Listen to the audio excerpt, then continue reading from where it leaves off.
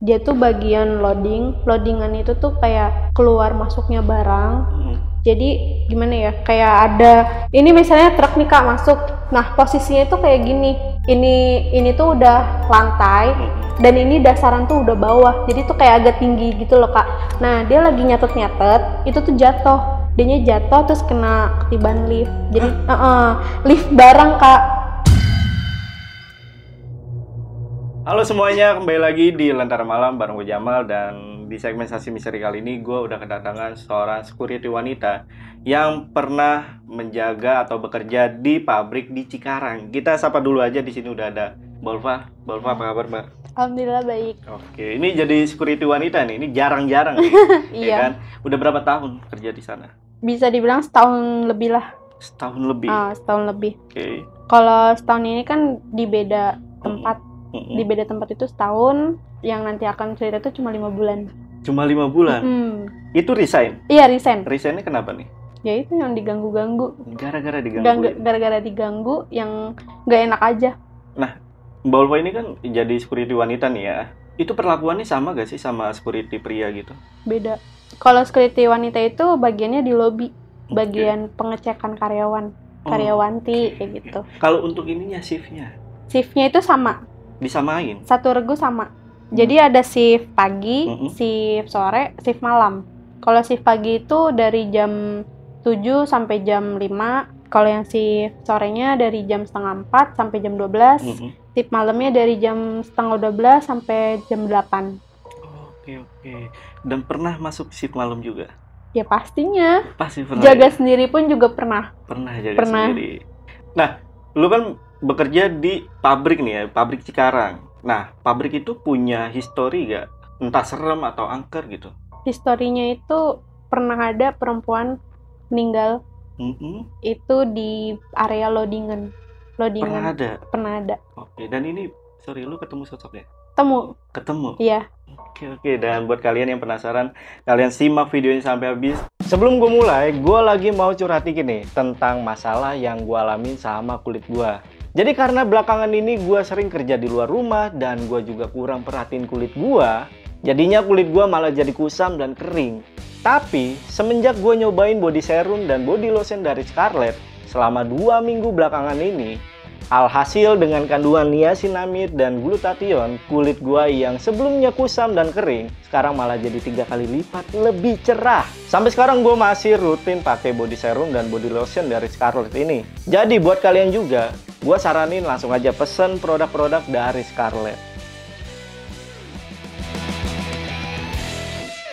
Oke, buat kalian yang penasaran sama cerita lengkap dari Mbak Ulfa, tonton videonya sampai habis dan tanpa basa-basi lagi. Saksi Misteri, kita mulai.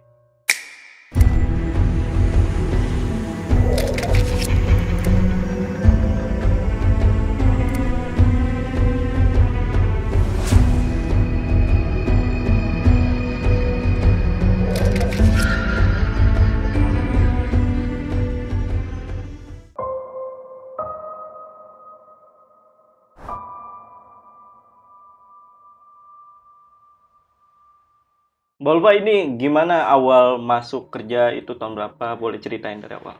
Itu waktu tahun 2021. Saya kerja di PT, salah satu di kawasan industri. Karena bagian saya kan ada 3 shift nih. Ada shift pagi, shift sore, shift malam. Jadi awal masuknya itu pun di PT udah aneh. Hawanya itu udah aneh. Itu hawa aneh itu di parkiran, Kak. Di area parkiran motor. Berarti baru datang tuh?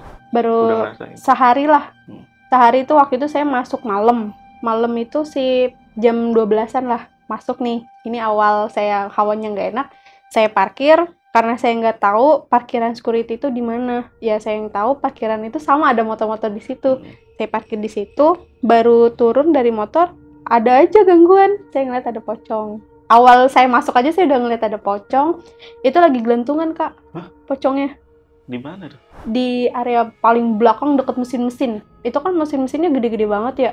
Kata saya, ini gimana nih, baru pertama masuk kerja aja udah diliatin kayak gini gitu. mana nggak ada orang. Saya mau keluar dari parkirannya itu kayak di gedung gitu Kak.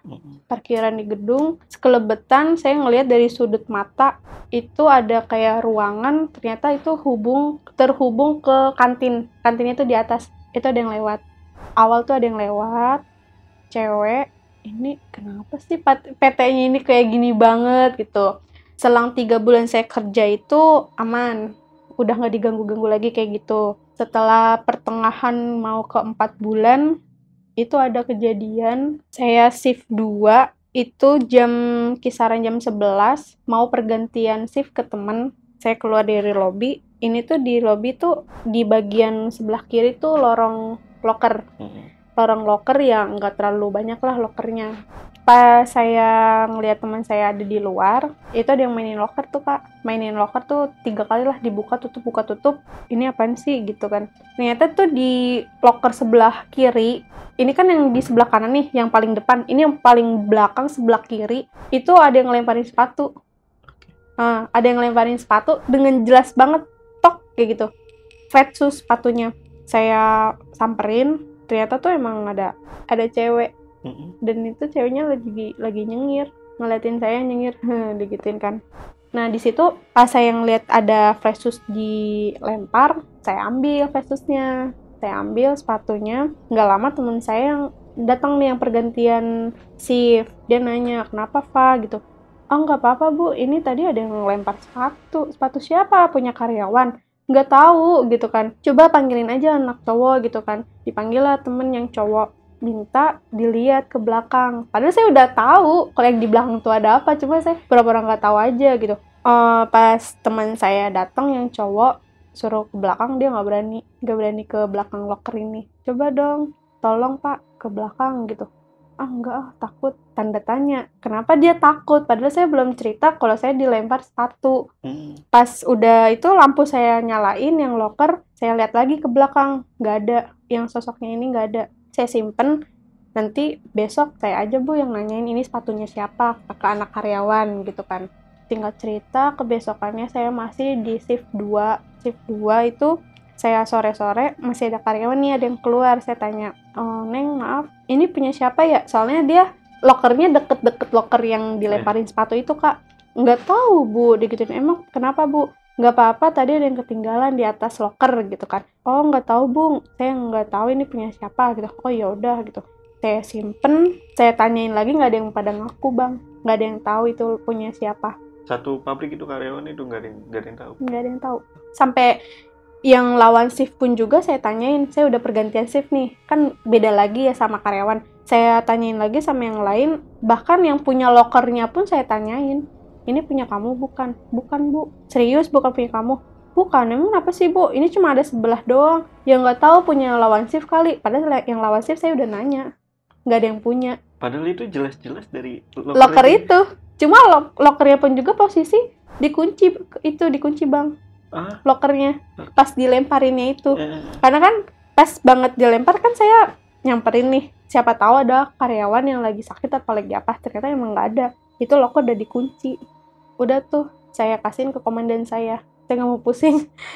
Dan lapor ini ada sepatu nemu di locker paling belakang di posisi paling kiri dan gitu kan. Punya siapa Bulfa? Nggak tahu dan saya udah tanya sama karyawan, nggak ada yang ngaku, nggak ada yang punya digituin. Singkat cerita disimpan dalam kayak kardus gitu, udah nggak ada yang nanya-nanya lagi. Saya tungguin siapa tahu ada karyawan yang nanyain Bang. Ternyata nggak ada.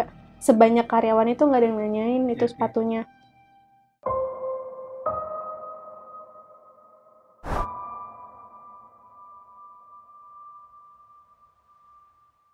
Ini saya cerita di lobby 2, kejadian di lobby 2 nih. Di lobby 2 ini, itu ada kayak, di belakang locker itu ada kayak klinik kecil. Klinik kecilnya itu, nggak tahu kenapa karyawan nggak ada yang pada suka di situ. Mau sesakit apapun dia nggak ada yang mau di klinik. Tiduran lah ibaratnya kayak gitu. Ada satu karyawan minta temenin saya ke klinik, saking sakitnya mungkin ya perutnya. Cuma dia bilang gini, Bu, saya minta tapi jangan ditutup ya Bu pintunya. Jadi pintu klinik di sana tuh kan kalau di klinik-klinik lain kan kaca ya Bang. Kalau ini bukan kaca, kayak besi, kayak nyamping gitu. kayak didorong nyamping gitu. Kan itu agak lumayan kenceng, agak lumayan berat dong. Itu dia minta nggak mau ditutup, dibuka setengah aja. Emang kenapa, Neng? Nggak apa-apa, Bu, ngap aja. Kayak saya kalau tiduran di sini kayak direp-rep, padahal saya nggak tidur nyenyak banget gitu. Oh ya udah gitu. Saya diem, selang jam 2, setengah 3-an lah. Itu posisi habis pada istirahat, Bang. Dia ke klinik nih, setengah 3-an ada yang manggil, Bu, gitu. 3 kali. Bu, iya kenapa? Saya nyamperin. Kenapa, Neng? Kenapa, Bu? Saya nggak manggil. Ah, serius? Iya. Tadi kamu manggil saya 3 kali. Enggak, Bu, digituin. Udah saya mau kerja aja lagi, takut gituin. Oh, dia malah milih kerja lagi. Dia malah milih kerja lagi. Padahal dia masih megangin perutnya dia. Dia ke lokernya dia ngambil apa gitu. Udah, Bu, makasih. Iya. Saya mau tutup nih. Klinik mau saya matiin. Diketawain, Bang. Ih, kayak gitu. Astagfirullahaladzim. Berarti dia nggak nyaman tidur di klinik kayak gitu. Ngerasa ya? Ngerasa.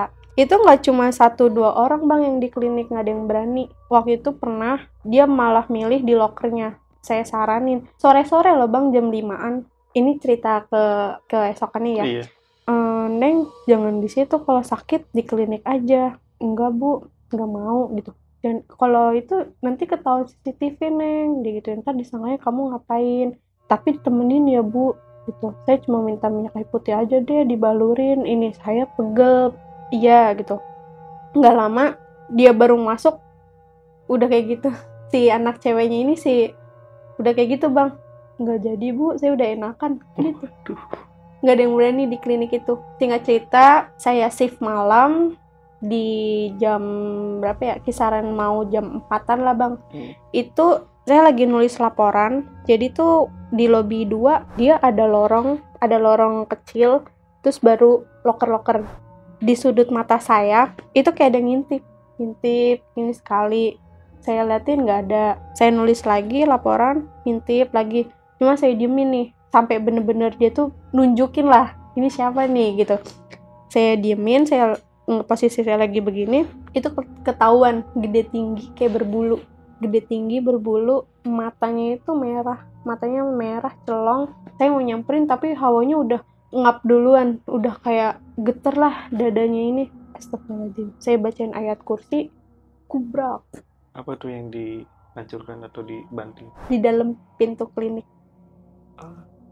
Kadang pas saya cek minta sama teman saya ngomong, minta tolong dong, ini di dalam memang ada orang ya? Nggak ada, ini kuncinya ada di saya gitu. Emang kenapa, Bu? Nggak apa-apa. Itu di dalam, Bang. Dalam klinik. Gak lama kan udah 4:30 kepulangan karyawan. Saya pulang jam 8 pagi. Otomatis kan udah nggak ada karyawan lah. Saya disuruh tungguin itu PT di lobi. Padahal udah nggak ada orang. Tapi di ini lobi, pintu kayak karyawan itu sama kayak didorong gitu juga. Cuma dari besi. Itu kayak ada yang buka tutup kayak gitu, Bang. Cuma yang namanya parno ya, nggak ada apa-apa, tapi kok masih ada yang mainin kayak gitu. Akhirnya saya pindah ke depan. Pas pindah ke depan, saya cerita sama teman saya, kok di lobi 2 lebih parah sih sama di lobi 1. Kenapa? Ngerasain, katanya gitu. Ada apa? Ngeliat yang apa? Yang anak kecil, yang cewek, apa yang gede tinggi hitam? Kok tahu sih, Bang? Kataku gitu kan. Udah biasa di lobi 2 gitu. Cewek yang berani jaga lobi 2 malam, shift malam, lu doang. Emang kenapa? Ya lo ngerasa ada apa, katanya gitu. Emang sebelumnya pernah diliatin ya yang lain-lainnya gitu. Ya mungkin pernah diganggu, cuma sama dia nggak mau diambil pusing, katanya gitu. Udah bodo amatan, kayak mungkin lu beda kali dari antara yang lain kayak gitu kan. Singkat cerita, pas itu di hari Jumat malamnya, tanggal merah deh kalau nggak salah, itu nggak ada karyawan, Bang. Di area produksi itu dimatiin lampu, cuma ada saya bertiga sama kawan saya yang jaga di pos depan. Nah, di pos depan ini, kalau kawan saya lagi patrol malam, biasanya kan kalau security suka patrol malam nih, kayak ngelilingin di area produksi, kalau nggak area belakang, itu saya jaga sendiri di depan. Nah, jam 1 kalau nggak salah, itu jam 1 ini, kalau saya lagi ngantuk, kayak ada yang ngisengin aja, mainin pintu yang belakang. Jadi di pos security itu kan ada pintu lagi di belakang. Itu tuh kayak ada yang main buka tutup, dikirain tuh temen. Nggak lama saya mau ngambil minum nih, ada temen nih, ada Bang Jo nih di dalam gitu kan, bang gitu kan. Gitu doang. Oh ya udah deh gitu, ntar aja, soalnya pintunya ditutup takutnya dia lagi tidur apalagi apa, ya udahlah biarin aja.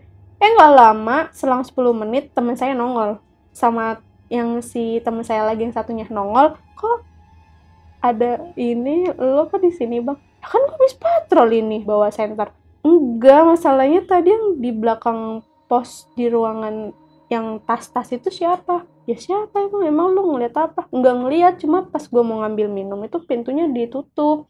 Terus gue ngomong, bang, lu nya gitu. Gue demi Allah deh, gue baru juga nyampe digituin bang. Jangan nakutin, takut nih gue mau kamar mandi aja nggak berani, digituin bang. Udah nggak apa-apa digituin kan. Nggak lama teman saya yang ini yang udah bapak-bapak, dia pindah nih ke yang belakang, pos yang paling belakang nih. Dia tidur, saya berdua sama teman saya, itu hawa panas banget bang, hawa panas banget, sampai kayak, ini apaan sih bang, tahu udah biarin aja, biarin gitu. Saya malah diliatin, noh lo lihat noh di ujung sana depan. Kenapa? Jadi tuh ujung depan gimana ya, posisi PT-nya itu kan ada ruangan kayak loadingan nih bang, cuma loadingan itu udah ditutup. Coba lu liatin di depan ada apa, apaan gitu, jangan sampai keluar, liatinnya dari sini aja gitu kan. Ternyata itu ada yang lagi jaga. Hah? Segede tingginya pintu PT, gede Berarti banget. temen lu juga ngeliat gitu? Iya, justru saya malah dikasih tahu Iya, sama iya. teman saya ini, coba lu lihat apa sih. Coba pas saya ngehin gini lagi, astagfirullahaladzim gitu, itu tuh bener jelas banget bang. Jadi tuh gede tuh, kayak tau gak sih kayak barongan Bali. Kayak gitu gede, bukan gedenya, sosok bulu-bulunya itu kayak gitu. Itu gede banget sampai astagfirullahaladzim bang, astagfirullahaladzim gitu. Jangan diliatin terus, nanti lu sawan, digituin. Jangan sampai bener-bener diliatin ke matanya, nanti lu sawan.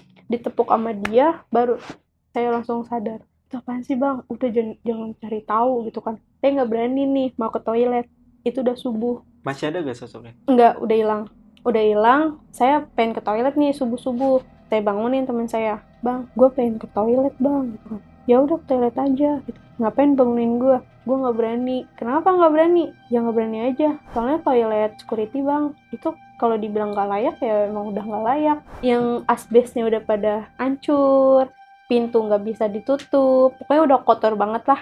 Ibaratnya sampai kayak ada kotoran nggak disiram kayak gitu kan. Makanya tuh saya antara berani nggak berani kayak gitu. Soalnya ngelihatnya pun juga kayak udah nggak layak. Akhirnya sama teman saya dianterin, cowok nih teman saya anterin. Saya bilang udah lu anterin aja sampai depan pintu deh bang, nggak usah masuk gitu kan. Cuma gue emang beneran takut gituin kan. Ternyata pas saya baru masuk itu di atasnya itu kan ada bolong-bolong nih bang. Itu ada yang nongol. Apa nih? Nggak tahu kepala. Cuma saya nggak berani begini aja. Soalnya HP, kan saya pakai senter HP, itu nggak ada lampu kamar mandinya. Buset. Itu saya pakai HP, jadi HP-nya itu nyorot ke atas ininya, senternya. Nyorot ke atas tuh, kan kayak ada bayangan dong, ada bayangan kan. Ini apanya sih gede ini? Ih, astagfirullahaladzim, astagfirullahaladzim. Ini namanya di toilet kan nggak boleh baca-baca ya. Cuma saya istighfar aja. Ya buru-buru aja lah, pokoknya buru-buru. Kalau saya keluar, diem aja. Teman saya cuma gitu, ngetawain saya. Kenapa lu buru-buru banget? Ntar gue ceritain. Diketawain. Yang ini nih, yang kepala ini ngetawain. Jelas banget bang, padahal saya udah jalan. Diketawain, terus sama si teman saya ini, nggak tahu gimana dia cuma gini doang. Tangannya ke belakang. Kayak gini lah. Nggak ngerti lah gitu. Saya cerita, tadi di toilet gue ngeliat ada kepala bang gitu kan. Kepalanya kayak apa? Gue nggak berani, pokoknya gue ngeliat ada kepala doang nongol. Pasti lu yang di tengah-tengah WC-nya. Iya, itu kan bolong digituin. Atapnya kan bolong, kok lu berani banget di situ? Ya habis yang ada air cuma ada di situ doang. Kayak gitu kan. Makanya lu kalau ada apa-apa teriak manggil gua, katanya gitu. Untung lu nggak sawan. Bukan masalah sawannya, masalahnya lu juga cowok, masa gue minta teriak lu manggil ke dalam gitu kan. Ya udahlah, nggak apa-apa gitu.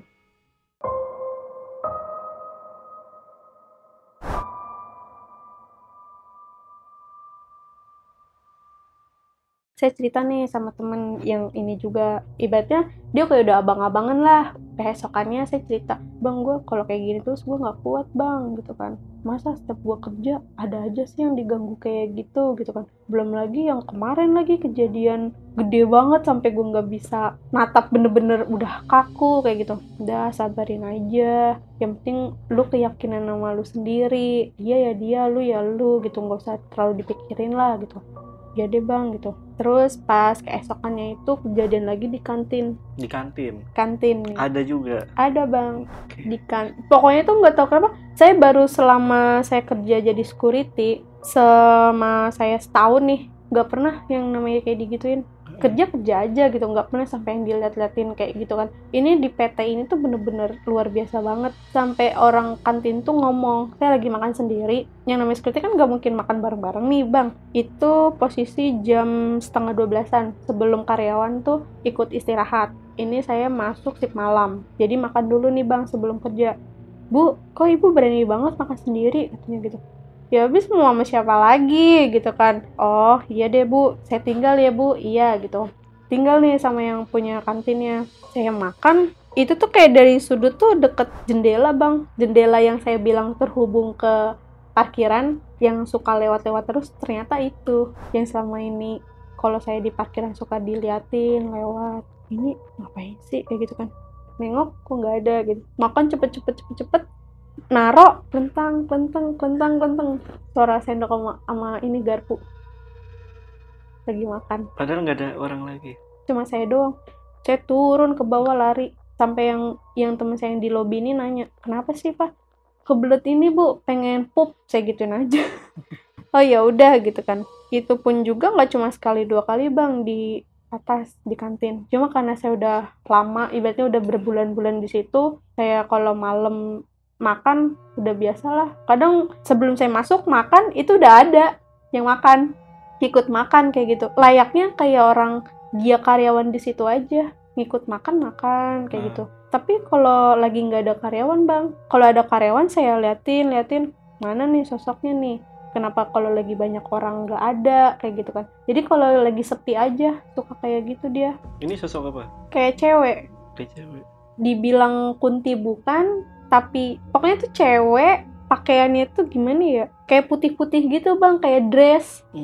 Tapi di kalau kunti nggak bukan kunti gitu, cuma kan kata saya suges apa ya, tapi ya nyata kayak dia lagi makan kayak gitu kan. Terus saya turun, saya naik lagi, saya ngedata makanan. Jadi kalau di sana tuh kalau misalnya menu hari ini kayak ayam atau apa, ayamnya fresh apa enggak, jadi kita datain buat laporan ke komandan kayak gitu kan. Di situ ada yang punya kantin tuh ngomong gini, bu, gituin, ya gitu. Ibu tadi ngapain apainnya?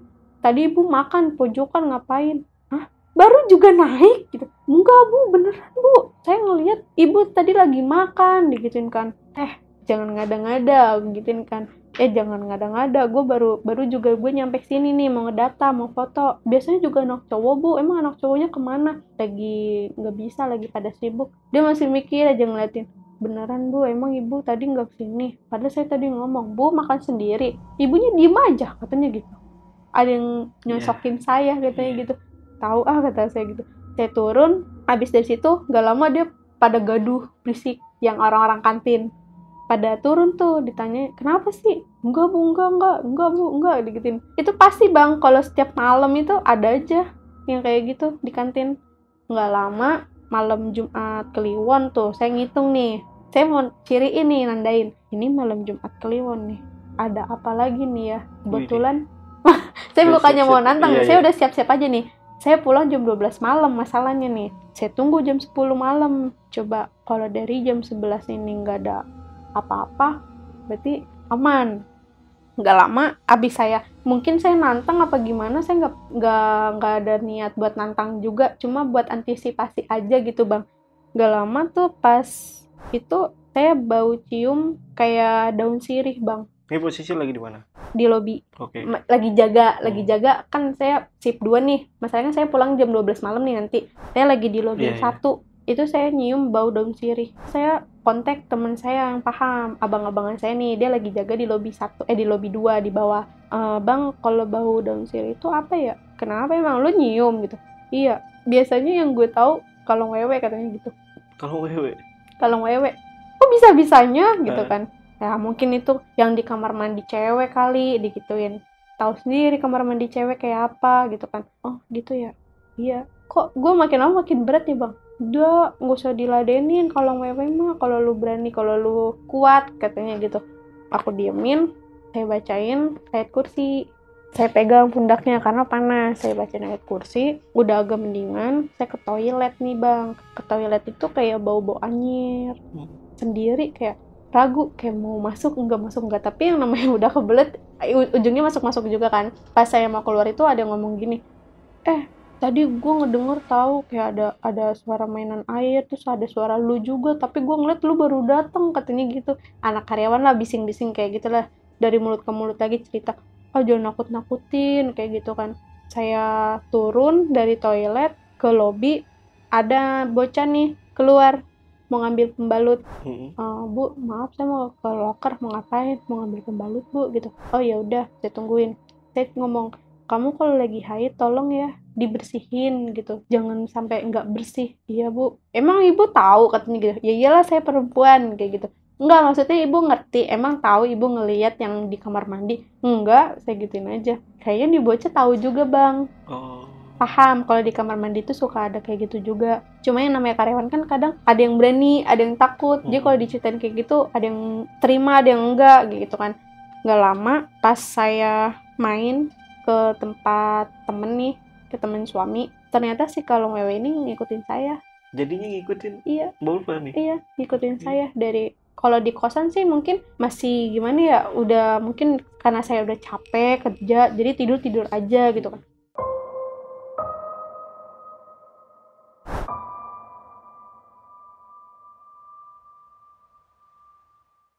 Saya main ke tempat temen suami saya tuh ngeliat, dia tuh udah kayak gitu, udah kayaknya tuh hawanya tuh udah nggak enak, udah mau muntah lah. Kenapa mas? Aku udah curiganya itu jangan ini lagi nih yang kemarin ngintilin nih gitu kan. Kenapa mas? Jelek banget bau katanya. Jelek banget bau. Ngomongin yang kalong wewenya. Saya ngomong gini, jangan ngikutin, udah saya kan udah bersih, udah nggak haid lagi. Waktu itu saya lagi haid, saya kan udah bersih, udah nggak haid lagi, udah ya pergi. Tetap nggak mau pergi bang, tetap nggak mau pergi. Masih kerasa, tetap nggak mau pergi. Ternyata yang dilihat sama teman saya ini sama yang apa yang saya lihat. Maaf ya, wewe gombel, kalong wewe apa wewe gombel lah ibaratnya. Itu emang bener nyata, apa ya, payudaranya itu sampai ke tanah, ngampleh kalau bahasanya. Sampai ngampleh. Ih, kok kayak gini sih gitu. Ih, pokoknya tuh nggak banget deh dilihat, tuh nggak enak banget dilihat. Nggak bisa digembleng gitu sama dia. Ya nggak ngerti deh.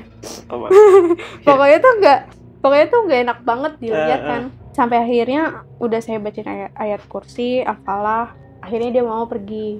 Tapi kan tadi katanya untuk baunya itu kan apa, daun sirih ya? Daun sirih. Nah tapi temen bilang bau. Bau banget. Bau banget, bukan bau daun sirih. Kalau bau daun sirih itu ciri-ciri kedatangan. Oh, oke. Ibaratnya kayak dia udah mau datang nih. Kalau saya taunya kalau bau daun sirih itu resekvi. Resekvi, bener gak? Resekvi. Sama kayak gue anjing. Ya daun sirih resekvi. Bener ya, Ray? Iya bener. Yuk lanjut yuk. Aturan kalau bawa daun sirih itu kan semriwing nggak enak ya? Aturan seharusnya. Iya, saya cuma lihat dia doang ya, belum pernah nyium resekvi ya. Iya. Cuma enak ya? Iya, cuma karena baunya agak menyengat, ibaratnya tuh nggak enak banget bang baunya. Bikin kalau orang yang ngerti, bikin orang mual. Dengan sendirinya. Tapi sebenarnya kalong wewe ini yang gue tahu ya, itu kan energinya gede banget, tapi itu bener gak? Banget. Ya, itu gede banget lah ya. Kalau dibilang gede banget enggak ya.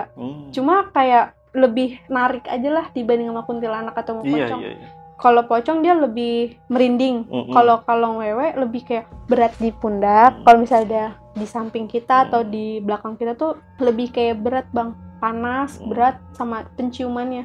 Kalau ngelihat misalkan nih orang awam nih ngelihat lu nih lagi digelendutin kalong wewe, itu gue berasa tergantung. Tergantung. Tergantung orangnya. Kalau misalnya orangnya itu sensitif dan dia peka, bisa jadi. Tapi kalau orang awam, walaupun mau ngeliat apa, ya nggak bakal bisa ngeliat. Ya paling kalau misalnya yang lihat atau cerita nih merinding, berarti memang ada. Gue suka mual ngeliat Rara.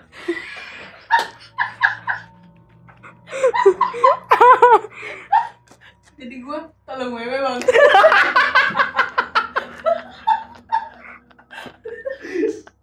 Terima kasih buat puisi.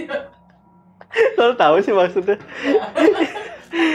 Oke, itu tadi di kantin, tadi juga di klinik. Ini ada lagi gak spot-spot lain atau tempat-tempat lain yang ada penghuninya gitu? Ada kejadiannya?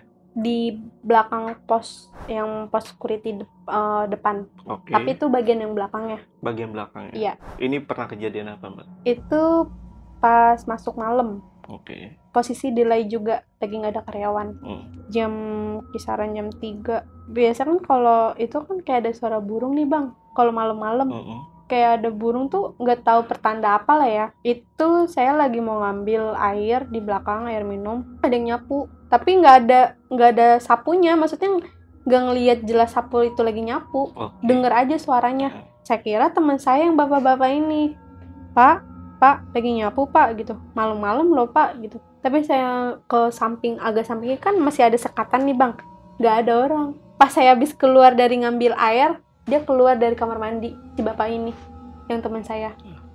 Lah, ini orang muncul aja nih lagi di kamar mandi nih. Terus yang tadi dengar suara nyapu siapa ya? Sering banget bang. Itu jelas ya? Jelas, kayak orang nyapu aja, srek kayak gitu. Itu jelas banget. Gak lama karena saya udah sering diganggu, ibaratnya udah sering kayak digangguin kayak gitu. Udahlah, biarin aja lah, bodo amat. Sampai pernah kesel gitu. Dan apa? Lu tuh ya lu, gue ya gue gitu. Gue di sini tuh mau nyari rezeki, mau nyari uang buat kehidupan gue, kehidupan lu. Kalaupun emang ketemu lu apes, gue pun apes ngeliat lu, ibaratnya kayak gitu kan. Sampai udah ke 4 bulannya, mau ke 5 bulan, pertengahan di 5 bulan ini alhamdulillah saya udah gak digangguin lagi. Udah gak digangguin yang dilihat-liatin yang kayak gitu. Yang di parkiran udah gak digangguin. Terus yang di kantin juga ibaratnya udah bestie lah sama yang ininya nih. Si sosoknya ini. Jadi kalau saya udah mau masuk mau makan, dia pergi.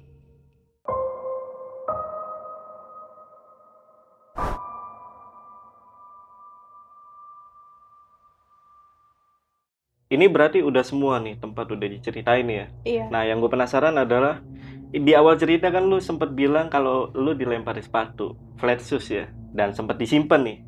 Nah itu ada cerita lagi gak mengenai sepatu itu? Iya, yang flat shoes itu kan karena apa ya, karena saya udah nggak betah, jadi saya keluar dari kerjaan. Setelah saya keluar dari kerjaan tuh saya dengar kabar, tanyalah sama temen nih yang dulu karyawan udah lama banget lah. Dia pernah cerita sama saya, dulu tuh pernah loh di sini tuh ada cewek meninggal gitu, yang di loadingan, lu tahu kan gituin. Iya tahu, ya itu pernah meninggal. Orang mana gitu, gak tahu kalau orang mananya gitu, cuma udah lama banget. Pokoknya udah lobaru awal gua masuk pun juga gua udah pernah denger dari cerita itu kayak gitu. Dapet ceritanya gini kak, yang meninggalnya itu dia tuh bagian loadingan itu tuh kayak keluar masuknya barang.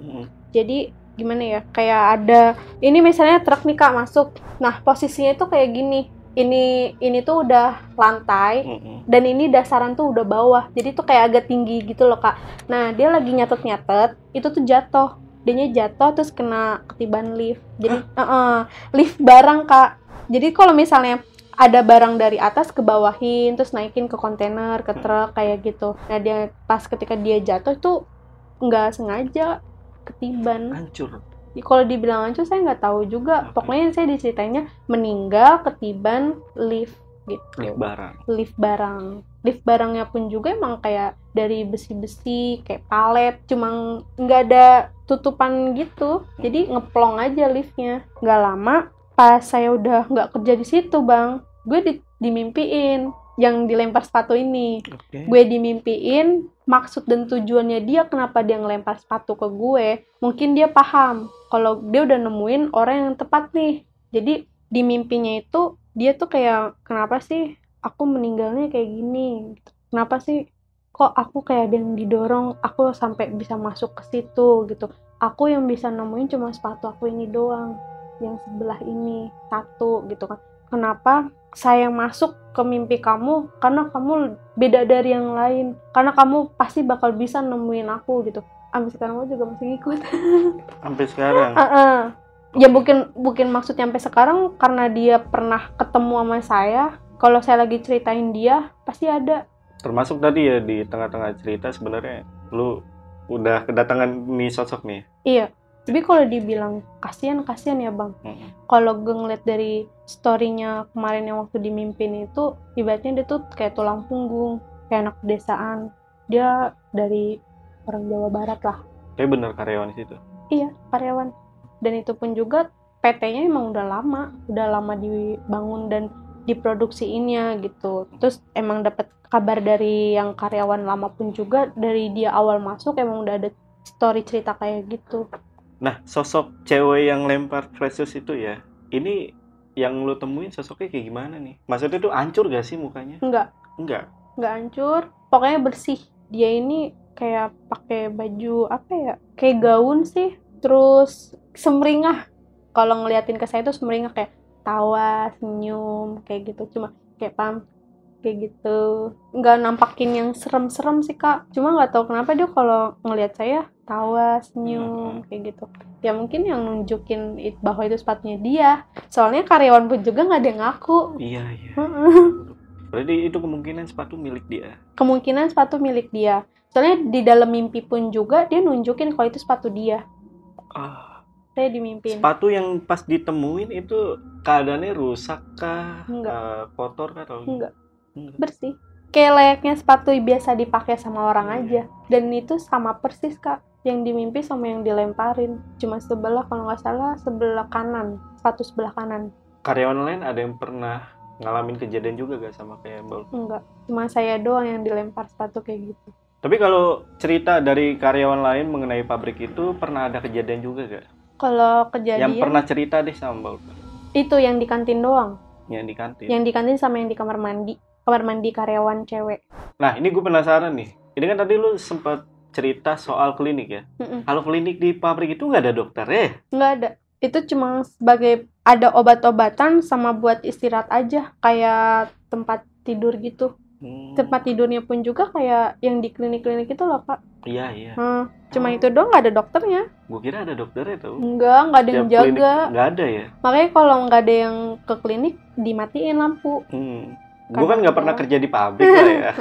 Cuman gambarannya berarti kayak UKS lah ya. UKS lah ya. Bisa dibilang kayak nggak UKS. Ada siapa-siapa. Nggak ada siapa-siapa. Cuma kayak gitu doang ya. Obat-obatan ya paling ya cuma kayak gitu doang. Kayak tolak angin lah. Obat-obatan pusing, minyak kayu putih kayak gitu. Ini yang lo tahu aja ya, itu kalau pabrik itu berdiri dari kapan? Bisa jadi tahun 90-an. Udah lama itu? Udah lama. Soalnya dari bangunannya pun juga ya udah lama. Kayak gitu. Cuma kan itu pernah nih di salah satu vendor yang gede lah. Ibaratnya produksinya gitu kan. Jadi kan udah agak lumayan lama tuh Pak. Yang saya kerja di pertama pun juga itu kan pusatnya udah gede banget nih yang produksiinnya. Berarti udah lama juga. Di situ pun juga udah puluhan tahun di situ. Nah itu kan resign nih. Pada akhirnya lu resign ya. Setelah resign itu pernah kerja lagi gak sebagai security wanita? Udah enggak. Nikah kan? Udah nikah. Langsung nikah. Pas udah nikah nggak kerja lagi? Enggak. Udah pas dari resign itu udah saya nikah. Pernah main ke sana lagi nggak? Enggak. Karena pengen tahu itu kabar kamar mandinya udah bersih apa enggak. Karena sempat ada kotoran kan deh. Iya, itu kalau siapa sih yang nggak disiram itu? Kok bisa ya? Itu mungkin namanya apa sih, security kan bareng-bareng juga nih, kadang karyawan yang jorok. Kalau misalnya dia nggak mau yang ke area produksi. Masalahnya gini, kalau kotoran nggak dibuang berarti dia nggak cebok dong. Nggak tahu. Iya dong. Nggak tahu kak. Pokoknya gitulah. Kita juga mau nyiramin, bukan? Iya itu dia. Kita gitu kan. Kok bisa? Ya? Oke, tadi berarti itu aja ya pengalaman dari Mbak Ulfa ya, selama kerja jadi security. Di pabrik di Cikarang. Nah, buat teman-teman yang pengen tanya-tanya lebih lengkap lagi, itu kalian bisa langsung aja ke Instagramnya Mbak Ulfa. Itu ada di mana, Mbak? Apanya nih? Instagramnya, biar teman-teman bisa nanya. Si itunya ada di mananya? Siapa ya? Yang lempar sepatu. Waduh, jangan. Ada di Instagramnya Ulfah NRBTY. Nah itu tadi, untuk linknya nanti gue taruh di deskripsi. Ya mungkin untuk video kali ini gue rasa cukup. Gue Jamal dari Lentera Malam dan Mbak Ulfah izin pamit.